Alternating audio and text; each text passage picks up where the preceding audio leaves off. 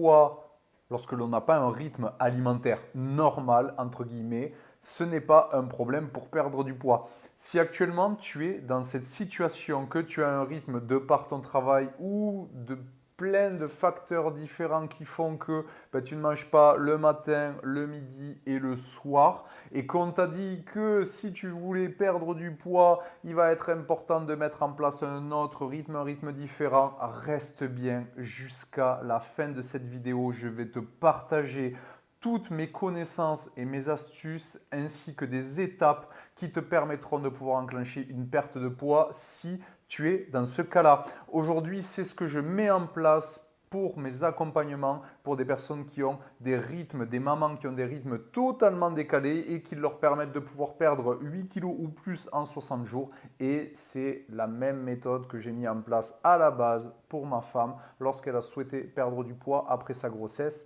Elle qui avait pris 25 kilos pendant et après la grossesse. Donc vraiment aujourd'hui, tu vas avoir un condensé des choses que personne ne dit, des choses que personne ne partage. On préfère te sortir une soupe totalement différente et te dire que si tu ne mets pas en place ce que la norme veut, tu n'arriveras pas à perdre du poids. Reste bien jusqu'à la fin de cette vidéo. Donc, pourquoi sauter un repas ou manger à des horaires décalés n'est pas un problème pour perdre du poids?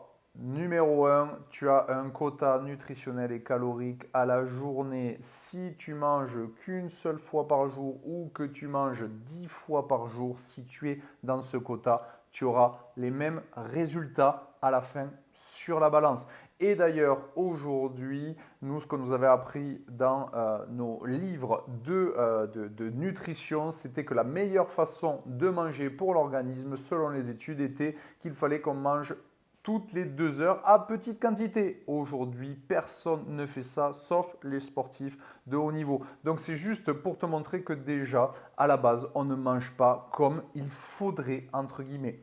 Chaque personne a son propre rythme circadien. Vous avez des personnes qui sont en capacité de pouvoir travailler très tard le soir. Vous avez des personnes qui sont en capacité de pouvoir se lever très tôt le matin. Vous avez des personnes qui ont la capacité de ne pas faire de sieste. D'autres pour laquelle la sieste est importante. Et pour l'alimentation, c'est exactement la même chose. Chaque personne a son propre rythme. Il est important de le respecter pour avoir les meilleurs résultats possibles. Et c'est du coup un rythme qui a été créé et déformé par notre société et qui, qu'on le veuille ou non, nous enferme dans quelque chose qui, pour la plupart des personnes, ne conviennent pas. Et c'est même pour ça aussi que dans certaines situations, on va créer des prises de poids à cause de ce rythme-là, notamment le fait absolument de devoir manger le matin parce que sinon tu n'auras pas assez d'énergie dans ta matinée, que tu vas t'endormir et que tu ne vas pas être assez concentré. C'est quelque chose que j'ai vécu toute ma vie en étant jeune, puisque je suis une personne qui est en incapacité totale de pouvoir manger le matin.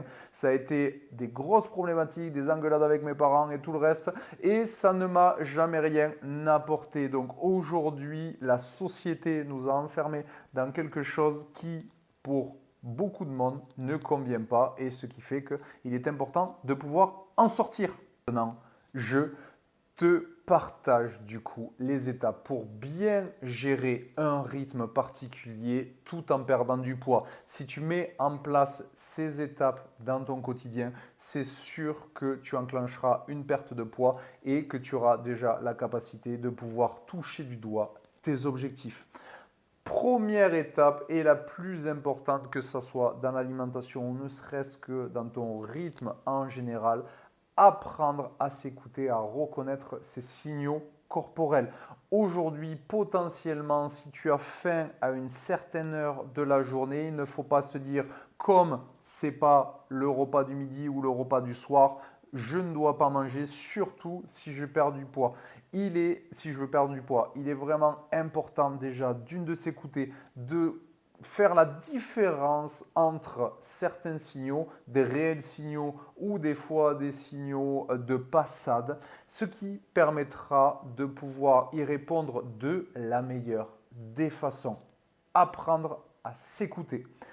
Deuxième étape, éviter certains facteurs perturbants, notamment la malbouffe. Donc, on peut manger de tout, c'est la plupart du temps la quantité qui fait le poison. Donc, si vous avez envie de manger des pizzas et des hamburgers dans la semaine et que ce n'est pas forcément le week-end, il n'y a aucun problème là-dessus, mais il est important d'avoir un certain rythme au niveau de la nutrition, donc de ne pas manger des hamburgers midi, matin et soir par exemple.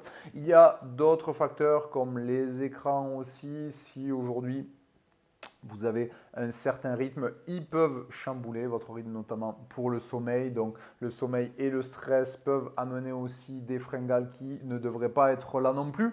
Donc voilà pourquoi il est quand même important de faire attention aux facteurs externes, puisque le rythme, chacun a son rythme, mais ces facteurs peuvent chambouler ce rythme et c'est d'autant plus compliqué après de savoir y répondre. Déjà qu'on a déjà du mal à y répondre si on sort un peu de la norme. Si en plus vous chamboulez un rythme qui est déjà particulier, ça reste quelque chose de compliqué. Troisième étape et l'une des plus importantes, avoir des repas rassasiants. Vous pouvez manger qu'une seule fois par jour si vous avez votre quota nutritionnel, que vous arrivez à apporter votre quota nutritionnel et surtout des aliments qui mécaniquement vont vous permettre de pouvoir vous rassasier, de permettre de pouvoir vous amener les besoins nutritionnels dont vous avez besoin, ce qui va vous éviter d'avoir faim, d'être stressé. Donc même si vous mangez qu'une seule fois par jour, vous pouvez être repu toute la journée et être en pleine forme. Mais il est important justement de pouvoir mettre en place des repas variés et rassasiants. J'ai fait des vidéos dans la chaîne YouTube sur d'autres vidéos. Je vous inviterai à les voir pour la partie, la composition de tes assiettes. Moduler ses repas en fonction des événements de la journée. Donc ça, c'est une quatrième étape, mais qui va être en parallèle de la première, d'apprendre à s'écouter et reconnaître ses signaux, dans le sens où vous avez déjà, vous, un propre rythme, mais il y a aussi son quotidien personnel, s'occuper des enfants, son quotidien professionnel qui fait que des fois, on va être amené peut-être à manger à 3 heures de l'après-midi et pas forcément à midi. Ce n'est pas grave, ne commencez pas à vous mettre la pression, il est juste important justement de pouvoir le planifier un peu en amont et donc si potentiellement vous déjeunez très tôt le matin et vous mangez après à 3 heures de l'après-midi, mettez-vous des collations en place si vous en ressentez le besoin par exemple. Donc de la même manière euh, que, que, que le sujet au global que l'on est en train d'aborder, moduler vos repas ne doit pas être fait en fonction de la norme sociétale, mais bien de vos ressentis à vous. C'est pour ça qu'il va falloir tester des choses, c'est pour ça qu'il va falloir apprendre justement à reconnaître, à s'écouter pour pouvoir après y répondre de la meilleure des manières et ne pas se dire parce que je pense que c'est pas bon parce qu'on me l'a dit, de ne pas mettre certaines choses en place. Vous et vous seul, vous êtes une maman à part entière. Il est donc ultra important de pouvoir mettre des choses en place qui vous permettent de respecter vos besoins et qui vous permettent de pouvoir perdre du poids et surtout de passer des très bonnes journées.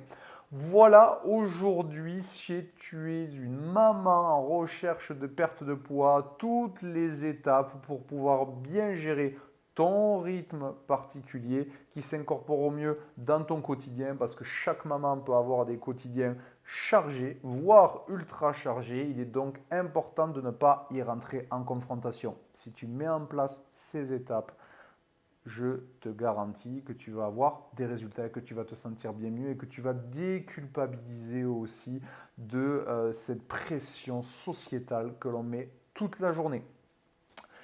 Et si tu es une maman en recherche de perte de poids après une ou plusieurs grossesses et que tu souhaites atteindre plus rapidement ou déclencher ta perte de poids, je te laisse cliquer dans le lien juste en dessous de cette vidéo dans lequel tu pourras réserver un appel avec moi, appel diagnostic dans lequel on va regarder ensemble tes problématiques, on va mettre en place des actions concrètes, un peu comme je viens de te les expliquer là, des actions concrètes par rapport aux problématiques que tu me donnes. Et si je vois que notre façon de travailler est en capacité de pouvoir t'aider, de t'amener les meilleurs résultats possibles. Je t'expliquerai comment je fonctionne à la fin de cet appel et on regardera ensemble si je peux t'accompagner.